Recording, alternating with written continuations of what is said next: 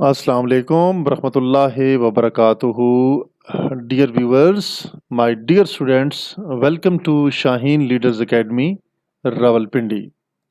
Dear students, आज हम आपके सामने एक नई वीडियो पेश कर रहे हैं और इस वीडियो में इंशाल्लाह ताला अज़ीज़ आपको बहुत ज़्यादा मालूमात मिलेंगी इंग्लिश के पेपर के बारे में, चूँकि इंग्लिश एक ऐसा सब्जेक्ट है जिसमें हमारे स्टूडेंट्स को बहुत ज़्यादा मसाइल आ रहे हैं और इंशाल्लाह ताला अज़ीज़ हम कोशिश करेंगे कि हमारे स्टूडेंट्स के जितने भी मसाइल हैं वो हल हों। Let's proceed to the next portion of our video. आज की जो वीडियो है डियर स्टूडेंट्स, ये इंग्लिश टेस्ट नंबर 6 के बारे में बनाई जा रही है। इसमें हम वो बहुत सीधे-सीधे सवालात शामिल करेंगे जो कि रिपीटेडली लास्ट 5 इयर्स जो पेपर्स हैं पाकिस्तान एयर फोर्स के जो सिलेक्शन होती है उनके अंदर बाकायदा से ये आ रहे हैं। तो बहुत ज़्यादा स्टूडेंट्स को मसाइल थे इनको हल करने में। तो जितने क्वेश्चंस अहम हैं इससे बढ़ के इनके ऊपर जो एक्सप्लेनेशन है और उसका जो अलाइड लेक्चर है वो बहुत ज़्यादा ज़रूरी है। अपने डियर स्टूडेंट्स को हम अपनी जो फैकल्टी है शाइन लीडर्स एकेडमी, इनका जो 25 से तकरीबन 30 साल का जो एक्सपीरियंस है टीचिंग का, इंशाल्लाह वो आपके साथ शेयर करेंगे, आपको गाइड करेंगे, आपकी रहनुमाई करेंगे और ग्रामर के अंदर आपके जितने भी मसाइल हैं आप बहुत तफसील से देखेंगे और उन्हीं मसाइल को हम हल करने की कोशिश करेंगे ताकि आने वाले जितने भी आपके टेस्ट हैं उनमें आप आसानी से इंग्लिश के जो क्वेश्चंस हैं आप उनको सॉल्व कर सकें। हम सारी नौइयत भी आपको बताएंगे, क्वेश्चंस का पैटर्न क्या होता है ये चीज़ें भी बताएंगे और वहाँ पे जो ग्रामेटिकल डिफरेंट जो चीज़ें यूज़ हो रही हैं ग्रामर की, वो भी इंशाल्लाह हम डिटेल से आपके साथ डिस्कस करेंगे ताकि आपको इसकी अच्छे तरीके से समझ आ जाए और आपके जो होने वाले जितने भी सिलेक्शन के इम्तिहानात हैं उनमें स्पेशली जो इंग्लिश सब्जेक्ट के इम्तिहानात हैं उनमें आपके लिए बहुत ज़्यादा आसानी रहे और आप अबव 90 नंबर लें। जब आप ज़्यादा से ज़्यादा नंबर लेंगे तो अल्टीमेटली आपके जो सिलेक्शन के चांसेस हैं वो भी 100% हो जाएंगे और मेरिट लिस्ट की जो फाइनल शॉर्ट लिस्टेड जिसमें किया जाता है कैंडिडेट्स को, उसमें इंशाल्लाह मेरिट लिस्ट में आपका नाम सरे फहरिस्त होगा, टॉप 10 में होगा। हम वही सारी टेक्निक्स वो सारे आपके साथ हम शेयर करेंगे और वो जो नॉलेज है और आसान तरीके से चीज़ों को जो समझने का एक वो हमने रखा हुआ है अपना तरीक़ाकार, इंशाल्लाह आज हम आपके सामने बयान करेंगे। Let's proceed to the English test number 6। Question number 1, choose the opposite word. जी जनाब। अब डियर स्टूडेंट्स आपने एक ख्याल रखना है कि अपोजिट वर्ड के लिए एक और लफ्ज़ यूज़ किया जाता है एंटोनिम्स। ANTONYMS antonyms. ठीक है, इनको कहते हैं मुतज़ाद अल्फाज। क्या कहते हैं जी? मुतज़ाद अल्फाज। अपोजिट या एंटोनिम एक ही चीज़ है, ठीक है, मुतज़ाद अल्फाज। तो लिहाजा कुछ हमारे स्टूडेंट्स हैं वो परेशान हो जाते हैं कि एंटोनिम क्या होते हैं, सिनोनिम्स क्या होते हैं, ठीक है जी, मैस्कुलाइन क्या होता है, फीमेल जेंडर, ठीक है, ये बड़े परेशान हो जाते हैं। तो ये कुछ ऐसी टर्मिनोलॉजीज़ हैं इंग्लिश लैंग्वेज के अंदर, इनको बेटा समझना बहुत ज़्यादा ज़रूरी है, ठीक है। एंटोनिम सिनोनिम्स होते हैं मुतरादिफ अल्फाज, SY। मैं थोड़ा सा ये साथ-साथ आपको एक्सप्लेन भी कर रहा हूँ, SYNONYMS सिनोनिम्स, ठीक है जी। सिनोनिम्स कहते हैं मुतरादिफ अल्फाज जो एक जैसे हों। उर्दू ज़बान में कहते हैं एक जैसे अल्फाज को मुतरादिफ अल्फाज कहा जाता है, ठीक है। और अगर कहीं मुज़क्कर मुअन्नस का ज़िक्र आ जाए तो उसमें एक कहते हैं जी masculine gender, MASCULINE masculine gender, ठीक है। इसको कहते हैं मुज़क्कर को। और एक होता है फेमिनाइन, FEMININE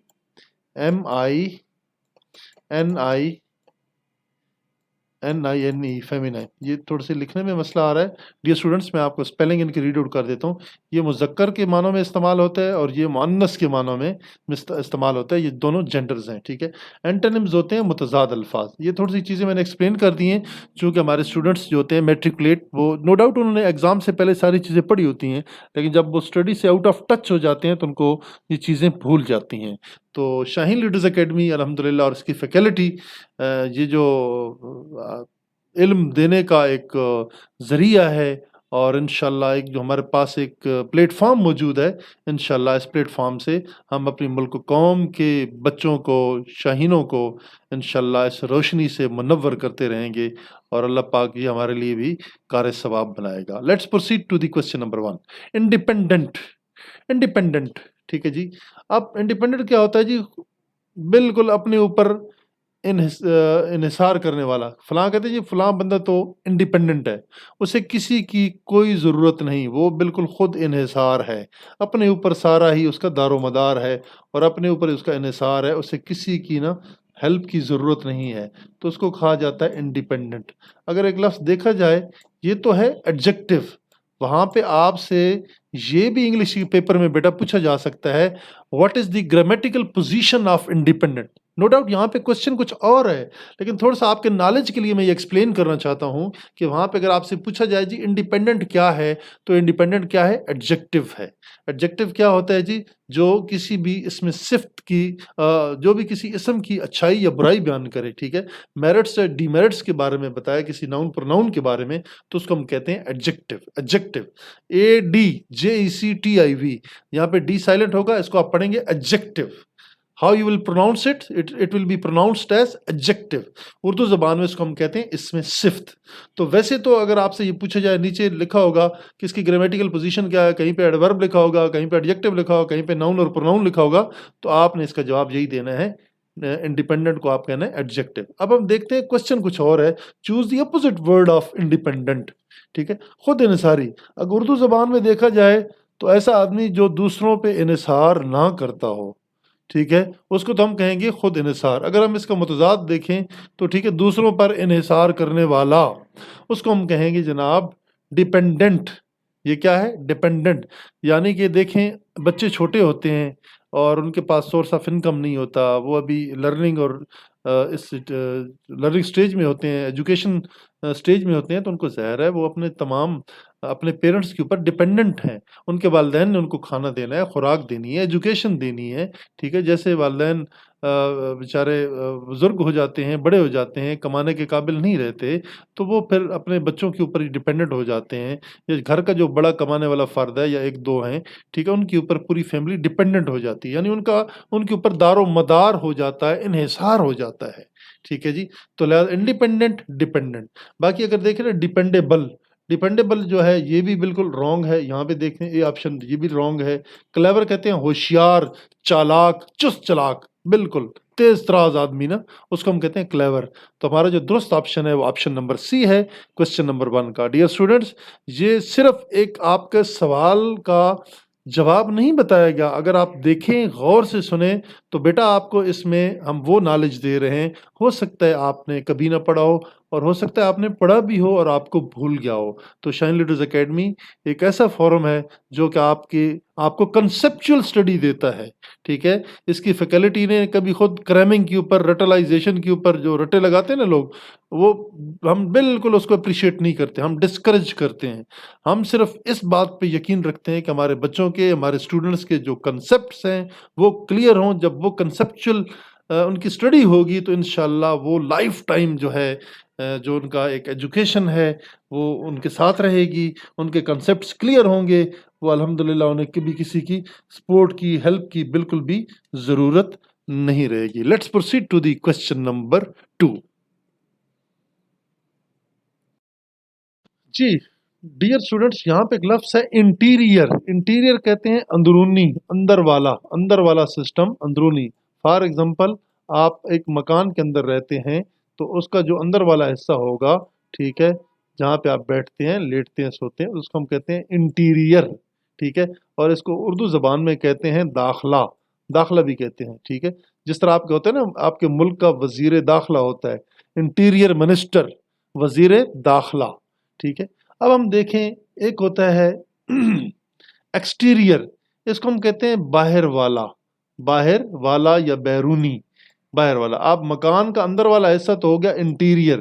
कहते हैं जी फलां बंदे ने तो अपने मकान का बड़ा ज़बरदस्त इंटीरियर करवाया है, यानी उसने जनाब बड़ी फॉल सीलिंग करवाई है, बड़ा पेंट का काम, बड़ा डिस्टम्पर, ये वो जी बड़ा डेकोरेट किया उसने, उसको हम कहते हैं इंटीरियर। अब होता है एक्सटीरियर, बाहर से, गेट कैसा है, दीवारें कैसी हैं, आपका फ्रंट कैसा है, साइड कैसी है, बैक कैसी है, उसको हम कहेंगे एक्सटीरियर, बैरूनी बाहर वाला। ठीक है जी। और इंटीरियर और एक्सटीरियर ये दोनों जनाब इससे बिल्कुल एक्यूरेट हैं, और हम इसका जो आपको बता रहे हैं अपोजिट वर्ड बता रहे हैं वो तो हम आपको बिल्कुल क्लियर कर दिए। बाकी जो ऑप्शन एक्सटर्नल है ये भी रॉन्ग है, इंटरनल है ये भी रॉन्ग है, नन तो ऑप्शन बिल्कुल भी रॉन्ग है। एक्सटर्नल इसको हम कहते हैं बाहर वाला। ठीक है, बाहर वाला एक्सटर्नल। ये कहते हैं जी मकान की जो बाहर वाली हालत है ना इसकी बहुत ख़राब है। ठीक है, और अगर हम कहते हैं इंटरनल अंदरूनी, ठीक है, अंदर वाला मामला या अंदरूनी, उसे आप कहेंगे इंटरनल कहेंगे। इंटीरियर और एक्सटीरियर चूंकि ये दोनों एडजेक्टिव हैं लिहाजा इनको हम यहाँ पे इनके लिए इंटीरियर के लिए एक्सटीरियर ही अपोजिट वर्ड को हम चूज करेंगे। 3 में डियर स्टूडेंट्स अगर आप देखें पुट द करेक्ट टेंस, आपने यहाँ पे दुरुस्त टेंस का इस्तेमाल करना है। अब टेंसेस बेटा आपको इनके ऊपर अबूर होना चाहिए। मेन टेंसेस आपकी प्रेजेंट इंडेफिनिट है, पास्ट इंडेफिनिट है, फ्यूचर इंडेफिनिट है, फर्दर इनकी आगे ब्रांचेस हैं, कंटिन्यूअस है, परफेक्ट कंटिन्यूअस है, टोटल 12 टेंसेस हैं। ठीक है, इनको बेटा आप अच्छे तरीके से याद कर लें, ये हमेशा आपको काम आएंगी। और मैंने इनके ऊपर पहले भी वीडियोस बनाई हैं लेकिन मैं उनसे इतना सेटिस्फाई नहीं हूँ। ठीक है, और इंशाल्लाह मैं फ्रेश, मेरी ये कोशिश होगी कि मैं अपने मुल्क कौम के बच्चों को अच्छे तरीके से टेंसेस पढ़ाऊँ ताकि उनकी जो इंग्लिश के मसाइल हैं ये हल हो जाएँ। पार्ट्स ऑफ स्पीच उनको अच्छे तरीके से पढ़ाऊँ, हर एक पार्ट्स ऑफ स्पीच के ऊपर अलग से इंशाल्लाह वीडियो हम बनाएंगे।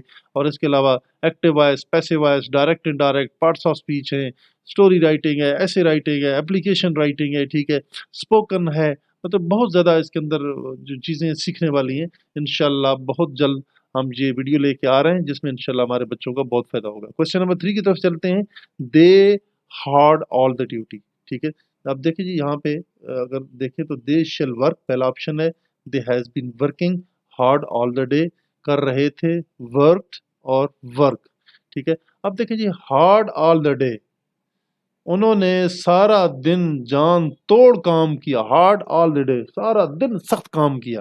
ठीक है, इसको हम कहते हैं पूरा दिन सख्त काम करना, सख्त काम करना, हार्ड ऑल द डे, इस मानों में इसको इस्तेमाल किया जाता है जनाब। ये मैं आपके सामने थोड़ा सा एक्सप्लेन कर रहा हूँ। अब हम देखें इनके साथ वर्ब जो करेक्ट है वो कौन सा यूज होगा, टेंस जो है वो कौन सी दुरुस्त इस्तेमाल होगी। चूंकि ये सेंटेंस है, मैं आपको यहाँ पे क्लियर कर देता हूँ पास्ट इंडेफिनिट टेंस का। क्या हम कहेंगे जी, PAST पास्ट इंडेफिनिट टेंस।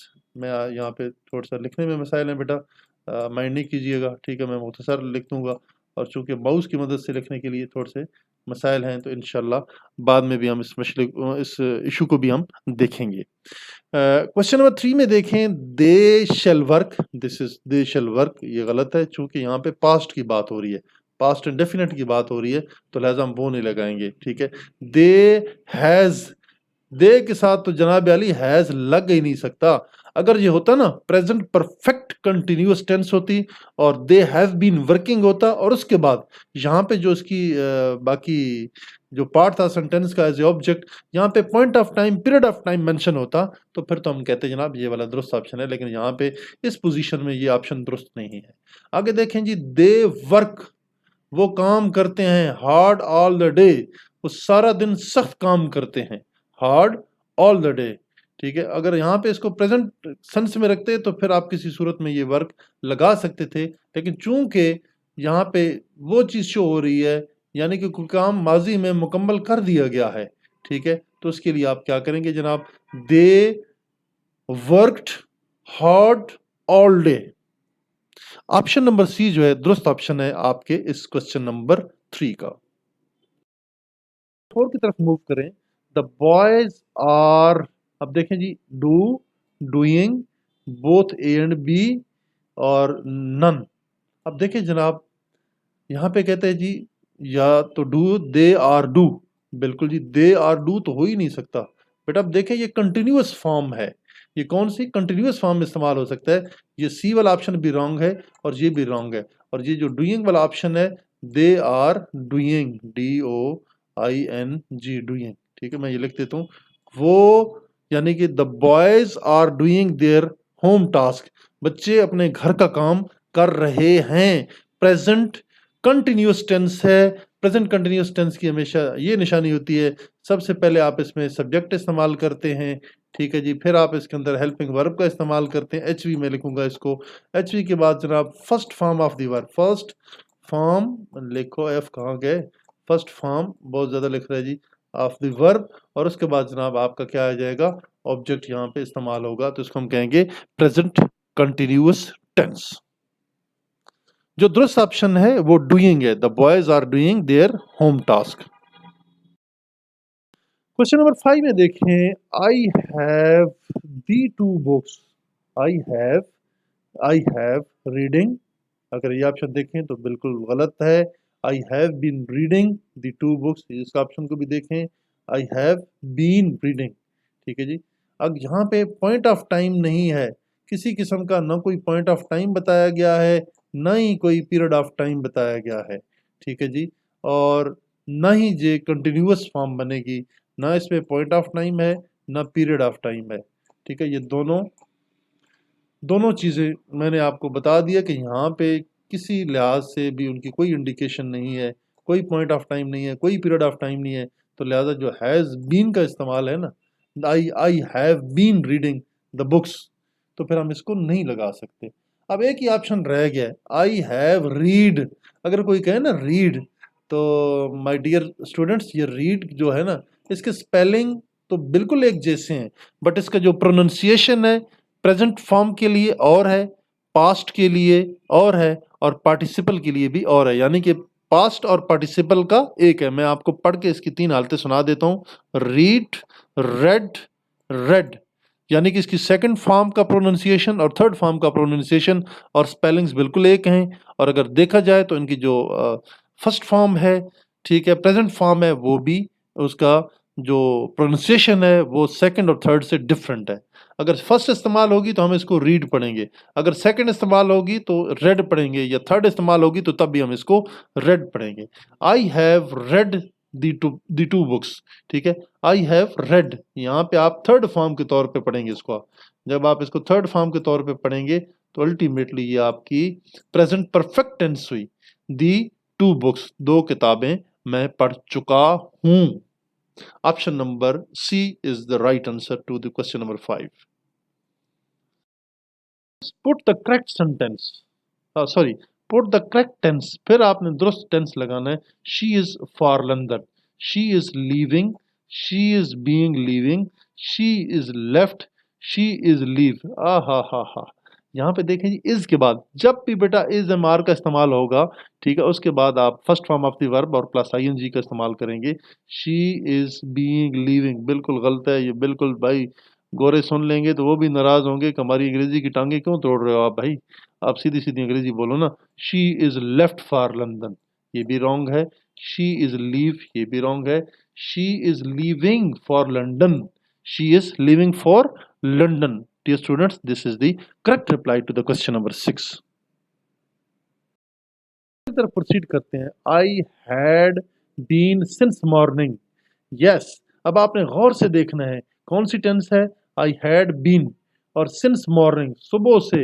आप देखें जी, इसमें बाकायदा से आपको पॉइंट ऑफ टाइम बता दिया गया है कि सुबह से बारिश हो रही है, वक्ते मुअय्यना का जिक्र, वक्त मुकर्रा का जिक्र है, पॉइंट ऑफ टाइम वक्त मुकर्रा का जिक्र आपको कर दिया गया है, तो लिहाजा अल्टीमेटली हैड बीन और जो हैव बीन है, जो हैव बीन है वो प्रेजेंट परफेक्ट कंटिन्यूअस टेंस में इस्तेमाल होते हैं, और जो ये हैड बीन है ये हमेशा पास्ट परफेक्ट कंटिन्यूअस में इस्तेमाल होते हैं, तो इसके साथ हमेशा first form of the verb होगी और प्लस आईएनजी होगी।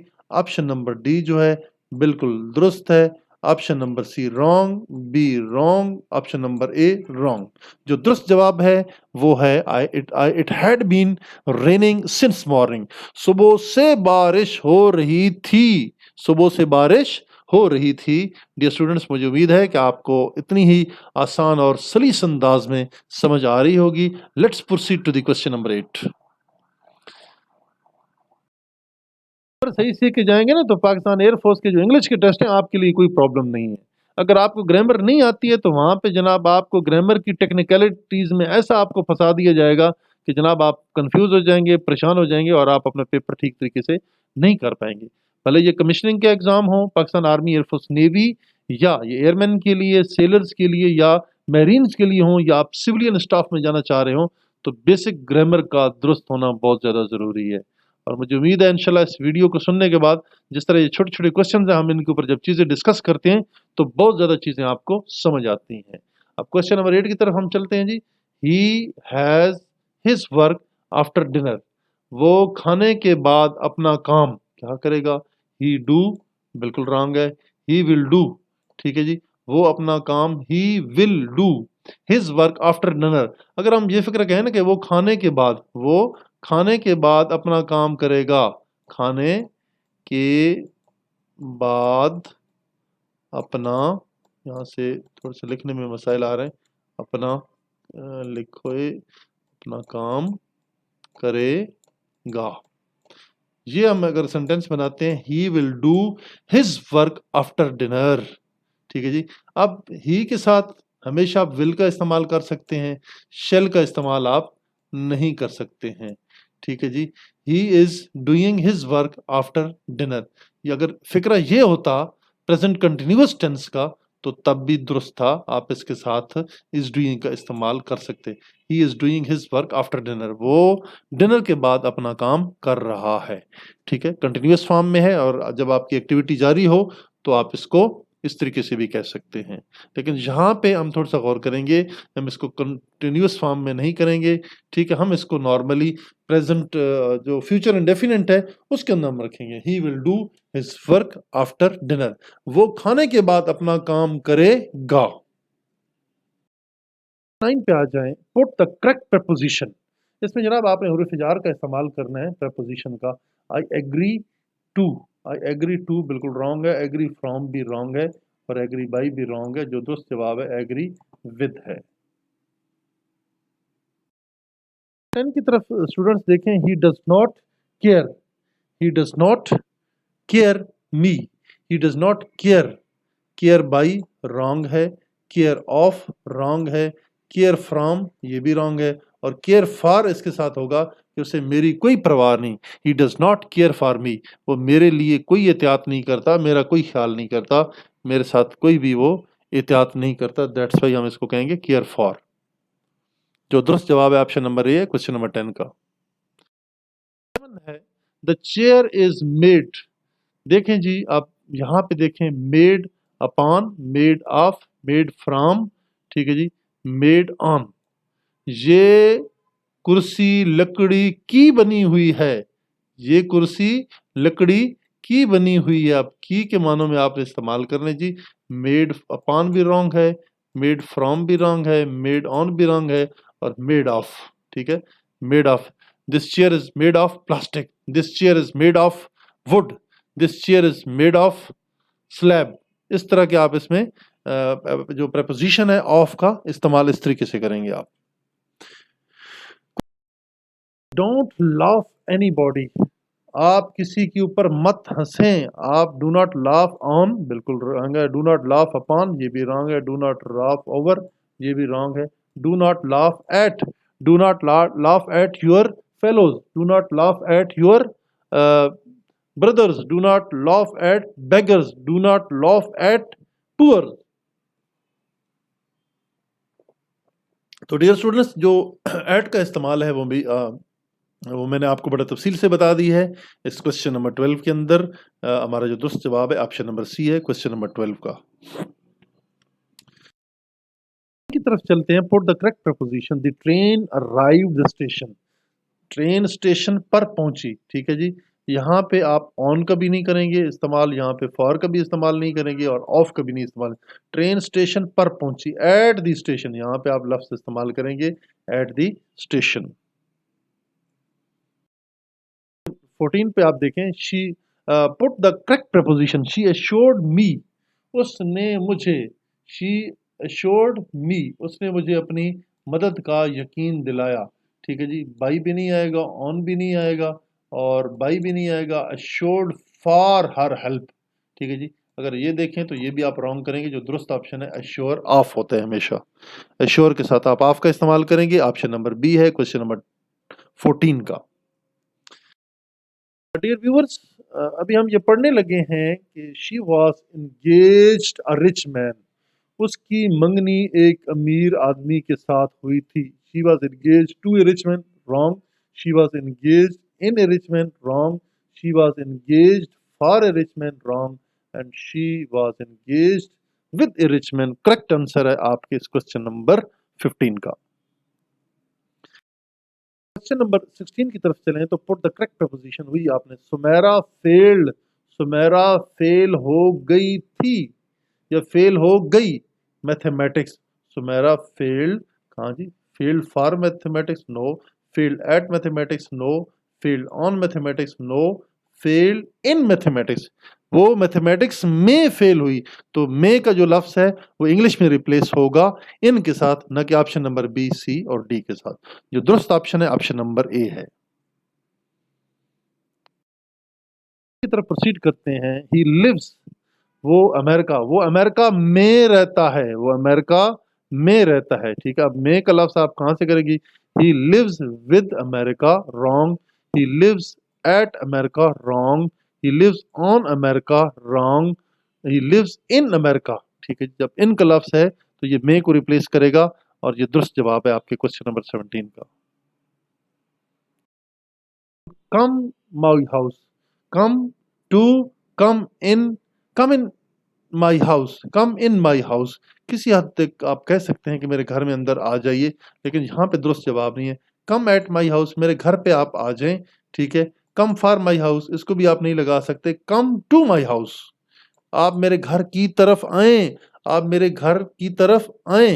तो आप इसके लिए टू का डायरेक्शन, चूंकि आप बता रहे हैं किसी को अपने घर की डायरेक्शन बता रहे हैं, तो लिहाजा हम यहाँ पे टू का इस्तेमाल करेंगे। तो अगर आप नॉर्मली डायरेक्शन के मामले में अगर आप नहीं किसी को गाइड करते, तो आप ये भी कह सकते हैं come at my house, come at my house, ये भी कह सकते हैं। ये भी जब डायरेक्शन का जिक्र ना हो तो उस सूरत में भी आप कह सकते हैं। The cat sprang the table, बिल्ली ने टेबल के ऊपर छलांग लगाई। Spring, sprang, sprung, this is the second form of the verb. Spring, sprang, sprung, बिल्ली ने टेबल के ऊपर छलांग लगाई। बिल्ली ने टेबल के ऊपर छलांग, टेबल के, अब उर्दू लिखना थोड़ा सा मसला आ रहा है मुझे, यहाँ पे ऊपर छलांग, छलांग लगाई, लगाई। ठीक है जनाब, यहाँ पे मैं थोड़ा सा लिख दिया आपकी आसानी के लिए ताकि आपको समझ आ जाए। The cat sprang at the table, over the, over, over होता है एक तरफ से ना। आप देखें यहाँ पे फॉर एग्जांपल टेबल पड़ा हुआ है, ये 4 टांगों वाला टेबल है जैसे आपके सामने पड़ा हुआ है।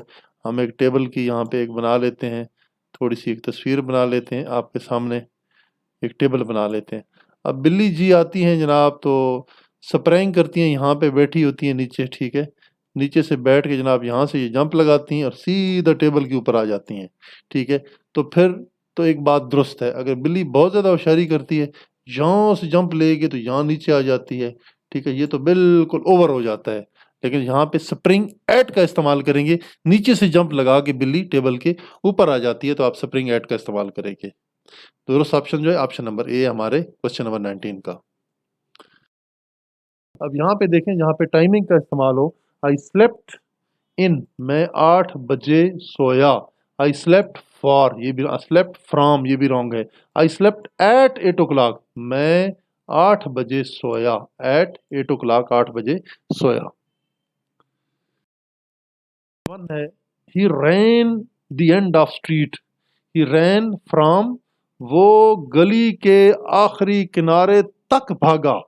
ठीक है, यहाँ पे तक के मानों में कौन सा जी? फ्रॉम ये भी नहीं इस्तेमाल होगा, रैन फार दी एंड भी नहीं, रैन अक्रॉस, अक्रॉस होता है आर पार, आर पार, यानी रोड के एक किनारे से लेकर दूसरे किनारे पे चलने के लिए, जाने के लिए आप इसको अक्रॉस कहेंगे, एक one side to other side.